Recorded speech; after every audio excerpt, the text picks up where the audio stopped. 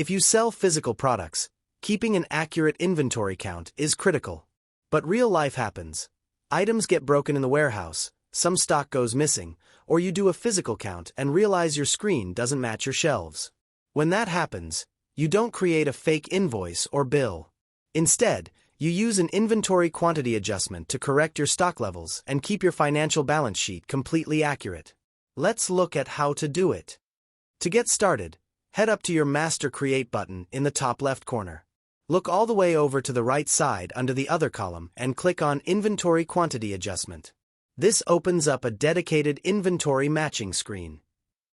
Working our way across the top, first verify your adjustment date. This should be the exact day you did the physical count or discovered the inventory change. To the right, QuickBooks automatically numbers this entry in the reference number box. Now look right below that at the Inventory Adjustment Account drop-down. We want to select an expense account, like Inventory Shrinkage Dash. When you shrink or increase your inventory, QuickBooks uses this account to log the offset value of those items. Now let's go down to the grid. Click under the Product/Variant column and select the item you need to update.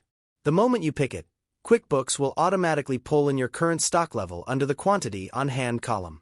Move your mouse right next to it to the new quantity box and type in what you actually have in your real-world hand. For example, if your screen says 25 but you only counted 20 on the shelf, type in 20. QuickBooks will instantly calculate the change in quantity as -5. If you have multiple products to update at the same time, you can click the green Add Lines button at the bottom left to expand your grid. Once your real-world counts match the numbers on the screen perfectly, head down to the bottom right corner and hit the green Save and Close button. Your inventory evals and your financial reports are now instantly updated. If this quick guide helped you get your warehouse stock matching your screens perfectly, drop a like, subscribe, and consider hitting that join button to support the channel. Thanks for watching, and I'll catch you in the next one.